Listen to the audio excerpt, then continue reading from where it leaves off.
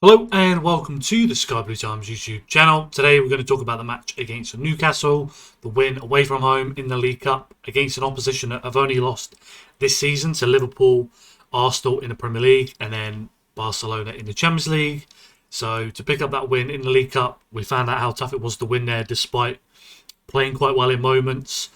Some of the things that did go against us in terms of referee decisions. Despite that, Newcastle still managed to come out with that win. It was a tough one to take, and I think to go and get that win this time around in the League Cup was really, really good to see, especially when you think about the wins that we've had against Forest and Palace away from home in the Premier League, the Real Madrid one in the Champions League, starting to acquire quite a few away grounds this season that we picked up good results in. I think performance has probably been a little bit more mixed than people maybe would have liked, but I think the result and a lot of the stuff that we've seen in good moments throughout those games has been really good to see this season. And yeah, in the context of this tie to get that win, I think for me it was viewing this game as you needed to really kind of limit Newcastle in that first 45 minutes, to shut the crowd out, not allow them to build up any momentum, to get a goal, to get a flurry of chances. And they really only had, which we'll touch on in a little bit, that chance for Visser early on that he misses, completely misses. But apart from that, I think City really did limit Newcastle in the first half. And although you probably would have wanted the attacking players to be a little bit more connected, and there were kind of like half chances and moments where balls were flashed across the box. City didn't have a shot until the injury time of the first half with Foden and Ake off two corners. That tells you a little bit how disconnected the final third players were from the rest of the team. But with the context of those two centre-backs, Kusanov and Elaine, starting Nico Riley playing at 6 because Nico Gonzalez picked up a knock and you want to manage the return of Rodri and have the derby at the weekend.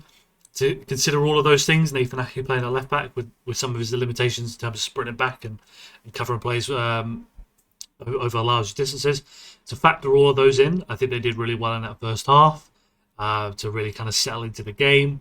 And then from there, it was about in that second half, can you squeeze Newcastle? Can you find those chances? Can you make the tweaks in the final third to score the goals and to come out with that win without allowing the game to become too end-to-end like it did in the Premier League match, and how it just wouldn't have been in our favour if Newcastle were able to get the goal ahead, get the tails up and really push. And for them, this is a game that they needed to win. They don't have a very good record at all at the Etihad. And then with the tie being over two legs, I think they play Liverpool away before they play that second leg. They also play PSG beforehand, which they'll desperately want to win with their qualification for the Champions League. There's going to be very important games for them beforehand. They're not going to come into it well rested. I know City have, I think, Spurs away in the game before this one, second leg. So neither team are going to be fresh, but particularly for Newcastle, that will need to come and push hard for a result at the Etihad to overturn that 2-0 lead. For City that have Spurs beforehand, Liverpool afterwards in the Premier League, two tough away games that they'll want to keep players fresh for. This result worked very well for the team. Now, in terms of the starting 11, some changes. Obviously, we had Jeremy Doku come in, Semenyo move over to the right wing, which I think we'll see a lot of this season. We've not really had the option, genuinely, for Guardiola to play two proper wingers. In the case of, let's say, Doku and Savinho, you've had Doku do incredibly well, but when it comes to Savinho, the performances weren't there early in the season. You then have the introduction of Cherki. His performances need to be in the team. Phil Foden performances need to be in the team. And Savinho not being quite up to the level that you would have expected from him after having that first season under his belt. You think about all the comments by Guardiola about his defensive work as well as coming off the bench and the performance is not quite being there. Hasn't forced his way into the team to be a genuine option. And then you think about some of the performances against the Leverkusen, not really at it. So you've not had the kind of proper option to use those wingers on either side to hold the width and really stretch your position. So Semenyo provides that, and we see this already in this game. Silva, Foden, and then Matheus Nunes pushing up to be kind of options between the lines. I think Nunes was quite conservative in his approach. He wasn't, because Semenyo would get doubled up quite easily. And I think when Guardiola mentioned afterwards about the players being a little bit disconnected, I think that kind of highlights the struggles that the wide players have in terms of how slow the ball got to them, and then easy for Newcastle to double up, and then you don't have the kind of aggressive kind of dynamic actions from the players in the half spaces, either with Silva, with Nunes, with Foden, in and around those players to make something happen. Which is something that they proved more in the second half. But yeah, you saw Nunes push up to be more in that kind of right half space, Silva on the other side, Foden in the middle, Nico Riley is that number 6. Back three, Ake, Elaine and Kusanov. The latter really offers a hell of a lot in terms of controlling the width of the pitch in transition, and he had a very good game in this one. I think Naked Ake a little bit conservative in the first half, and you saw him kind of more and more be a little bit more aggressive and kind of making those runs, kind of underlapping runs into the box, arriving nicely into the half space. Something that Jeremy Docker does very, very well is to take players down the line with him, bring another player towards him in the case of Murphy or Ramsey, and then find the left back in the half space on the edge of the box. And you saw a couple crosses from Nathan Ake. I think a better player in terms of in the final third, Aït-Nouri, Nico Riley, if the situation was going to allow that. They're very good positions, and I think somebody like Aït-Nouri or O'Reilly crossing from those same positions leads to some chances at the back post, but not something Ake is going to be known for. But that kind of sums up City in the final third in terms of being able to drive Newcastle back, pin them in, put them into that low block situation, find space, but then once you found that space, the next action didn't really come for them in that first half. Nico Riley, big task for him to play in number 6. I think the last kind of proper time in midfield, we're talking about Brighton at the start of the season, coming off the bench. We're talking about probably the League Cup against Spurs when we got knocked out last season, Community Shield last season against Manchester United. To see how far he's come, very, very impressive. How far he's come from the beginning of last season, particularly playing in the midfield to be a lot more aware. Defensively, smells the danger very, very well. Always quick across the support on either flank. I think you can continue to see that on the ball, he is somebody that's not as comfortable with his right foot, and that does limit him in terms of the options, the passing range and so on, and is why he's probably suited playing at fullback a lot more. But it's also one of the reasons why a fullback in the build-up, for example, those passes inside with his right foot, he's not comfortable making, and that makes City suffer in one aspect in the build-up with O'Reilly with that right foot. So that's something that he definitely will want to improve on, especially if he wants to play more and more in midfield. But I think for the most part, as I mentioned at the start of the video, controlled the first half quite well, limited the chances of Newcastle, and that is ultimately what you wanted to see in this game. You move over to the press. So part of the issue is they started initially pressing from the wide areas. So Semenyo would come from out to in to jump up to the first line of the press, join Erling Haaland and press the centre-backs of Newcastle. Now, this gave issue with Lewis Hall. If you had somebody like Joe Linton drop to play a bounce pass, Hall's now free to then play a pass. Hall can move into space himself if he wants to drop deep and receive from Botman, and then again finds himself space to play the ball into Gordon. Matheus Nunes then has a decision to make. If the ball's going to get into Hall, then he then needs to jump, put pressure on him. By doing that, you then drag the back line across. Kusanov come over to deal with Gordon, and then suddenly Murphy's free for that switch on that far side. So all of these different options are available to Newcastle because of the way the City were pressing. But 10 minutes in, they changed that, and that is the value of somebody like Bernardo Silva that's able to make those adjustments on the pitch, knows the pressing schemes, and within 10 minutes it changed. So now it becomes Silva would split between Ramsey and Guimaraes, as Foden jumps up to the first line of the press with Erling Haaland, who can lock off one side. Foden can press Botman, and then Semenyo is working himself from inside to out instead now to press Lewis Hall out wide. Hall did have a very, very good game. I think dribbling wise, exceptional in this to be able to find himself some space to move the ball forward, to win some fouls. But his options were a lot more limited after this change in the press. And it was all about him trying to beat a player and then play the pass, whereas in that first 10 minutes, he just had acres of space to be able to pick whatever option he wanted. So that change was absolutely necessary and really helped to limit Newcastle a lot more. Matheus Nunes could keep an eye on Gordon, didn't need to jump up anymore. Backline didn't have to get dragged across. Ake could keep his eye on Jacob Murphy on the other side.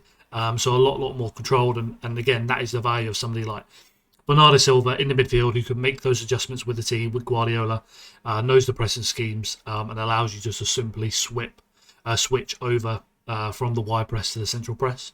And yeah, Vissa had a great chance because of this situation that they had in the first 10 minutes. The space was there for Hall to pick out his passes. The ball gets in from Murphy, first time into Vissa. He has a great chance that he hits over. And then apart from that, very, very limited chances for Newcastle. Didn't really get to build up the momentum, particularly the way that you see the team come out, the way the crowd is, and so on. Never really got a chance to build up good momentum. And when there was kind of moments of the crowd slightly being up, you think about Nico Riley with Joe Linton, for example, it just settles straight back down again. If there's a rough challenge that the crowd doesn't like. I think there was one instance with Foden with a challenge demanding that Guimaraes get up. Little moments like that where you feel like the crowd could get up and the team could bring some sort of momentum, build some sort of momentum.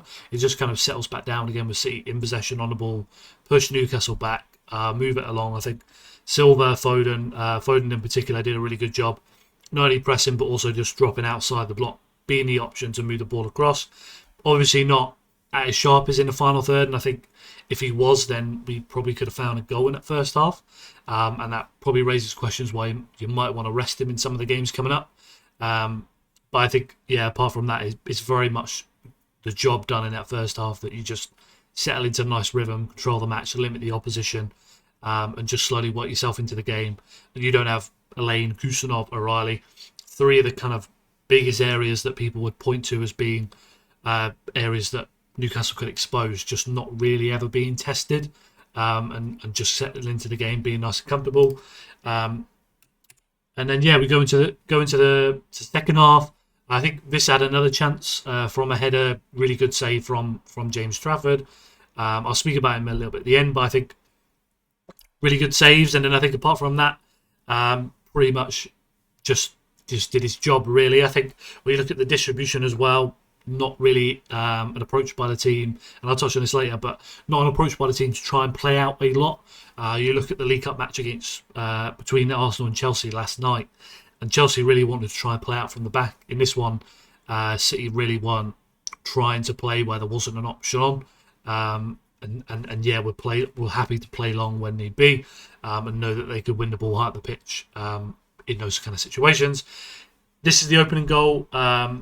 Max Elaine, this kind of like little detail is knowing when to skip a player. So Elaine could take it slow, as we saw a bit more in the first half, pass to Nathan Ake. Nathan Ake then passes to Jeremy Doku. But instead, Elaine drives the ball straight into Jeremy Doku. You can see Harvey Barnes is caught between Ake and Jeremy Doku, who he stays tight to. Bernardo Silva's come across here. He pins Miley, being in this position here, so Miley can't quickly get out to deal with Jeremy Doku either. So the pass comes straight into Doku, who can then turn and then drive the team up the pitch into the final third, push Newcastle back. This is a lot of the value that Jeremy Doku provides the team. Even if you're not providing that decisive moment in the final third, if you're able to drive the opposition back like this, drop them, stop them from pressing us high at the pitch and move the team into a more settled possession phase, that's very, very valuable to have in one of your wide players. I think that's something that Semenyo can definitely learn with time, but it's something that Jeremy Doku does every single game, all game long. So drives us up the pitch, drives Newcastle back. What he does really well here is opens up his body to face Nathan Ake. I mentioned earlier in the video that in the first half there were a couple moments where Doku's able to drive Newcastle back and then turn and play the ball into Nathan Ake in this position on the top of the box. A better player with better delivery probably creates another chance. But Nathan Ake is still arriving into those zones and being an option. You can already see this is Bruno Guimaraes here, Juan Bernardo Silva. He's already beginning to go up to Nathan Ake, smelling where the danger could be. And Harvey Barnes, as you can see in this next frame, which is why Jeremy Doku does this, turns up to face as if he's going to play that pass. Barnes steps up and then opens up this space for Jeremy Doku to go to the line. You can see Lewis Miley trying to keep an eye on Bernardo Silva as well. As Guimaraes is beginning to go up, Bernardo Silva is now free inside the box. And then Jeremy Doku goes down to the line, plays the cross really early. I think this is the type of cross I didn't think we'd see a lot from Jeremy Doku, but it's something that Semenyo is able to provide. You think about against Exeter, those kind of early crosses in the middle of the box, as if you were going the outside to the line, but you play it nice and early to flash it across the 6-yard box. So that's good to see from Doku. Bernardo, as I mentioned, nice and free. Guimaraes made the mistake of jumping up, which then left him. And then because Doku's not going all the way to the line, Miley has no chance to do anything about this situation.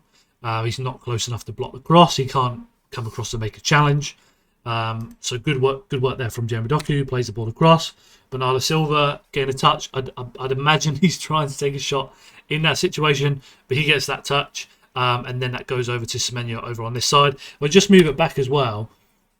Semenyo is on the inside here. If we go back just this frame here, when Barnes jumps up as Doku is facing as if he's going to pass to Nathan Ake, you can see Semenyo here is on the outside of Anthony Gordon. So he makes that run into the box on the outside. Gordon clocks where he is. Then he puts his hand on him, steps back a little bit higher in the box, and then Gordon's watching that ball that's going to come across. And then Semenyo is left free, not touched tight by Gordon, and he's going to make the run on the inside and arrive into that 6-yard box. So as you can see, comes inside and makes that run into the middle of the box. As you can see here, getting on the inside of Anthony Gordon, who's not keeping an eye on him at all. And then, arrives nice in front to be able to tap that one in. Very well worked goal from Elaine to Doku. The kind of setup of the team, Ake coming into the right spot, the run at the back post by Anton Semenyo, the work by Bernardo Silva, Pim Miley then arrive into the space inside the box, and the number of players in the box as well. When you think about Phil Foden, Erling Haaland, as well as Bernardo Silva, really, really good to see as well the number of bodies there that are looking to try and get on the end of things. You look at City last season, and it felt like it was always Jeremy Doku gets to the byline, you get inside the box, and you're looking to try and find one guy whilst there's just 5 defenders. So you need to have the number of players that commit there, and also shows the value of Semenyo that he's going to add to this team. Even if he's not having necessarily their very best game in terms of being the player that can carry up the pitch and beat players 1v1 and create chances, if he can do these sort of runs every single game where he's going to be a threat, then again that's going to help create space for other people, and that's going to get him on the end of things, as we saw for Raheem Sterling. He's not going to be the best player on the pitch in every single game, but he made those runs to the back post every single game, and that got him like 10 goals a season just from that effort. So yeah, hopefully we continue to see that from Semenyo. You then have, obviously this is the second goal, and it's great to get that. But you have the changes, so you have Rodri come on, Nico Riley comes off, Matheus Nunes comes off, Rico Lewis comes on in place of him, Tijani Reinders comes on for Phil Foden, so you still maintain those kind of energy levels in a press from Reinders. I think Nunes and O'Reilly had yellow cards, so good decision for me in terms of replacing those two guys. You've managed the minutes of Rodri, but you can see out the final 20-30 minutes. And also for Rico Lewis, he can still be aggressive against Anthony Gordon and the wingers over on that side, the fullbacks as well. He can still be very aggressive and tight, whereas Matheus Nunes had to back up after he got that yellow card. So yeah, good decision. And then obviously Rico's going to continue to try and play the ball forward. Has that kind of intensity that we've seen over the last couple of games, and will try and arrive into the box if the situation comes up. So yeah, I think deserved to come on Rico after his recent performances, and it's good to see him as the option. You have Shirky come on 70-odd minute for Jeremy Doku, so then Semenyo moves over to that left-hand side. Again, the value of having a player that's quite comfortable playing on either side of the pitch. You can make the substitutions around those players. You're not thinking, if I move this winger to the left, he's not going to be happy. He's not going to be comfortable playing on this foot. For Anton Semenyo, there's no problem. So you have those options. Guardiola has those options. So Shirky comes on. You add that creative player in the final third that's looking to try and get on the end of things. And City do a good job in this and continue to push Newcastle back.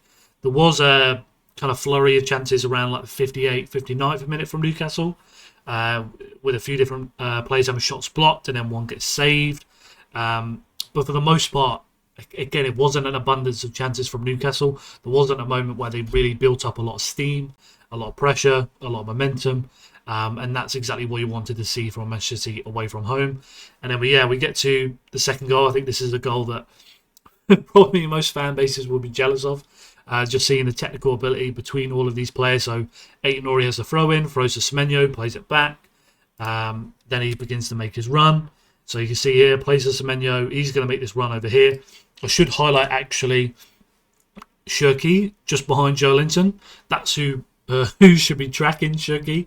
But he does a really good job of just kind of drifting into that space behind.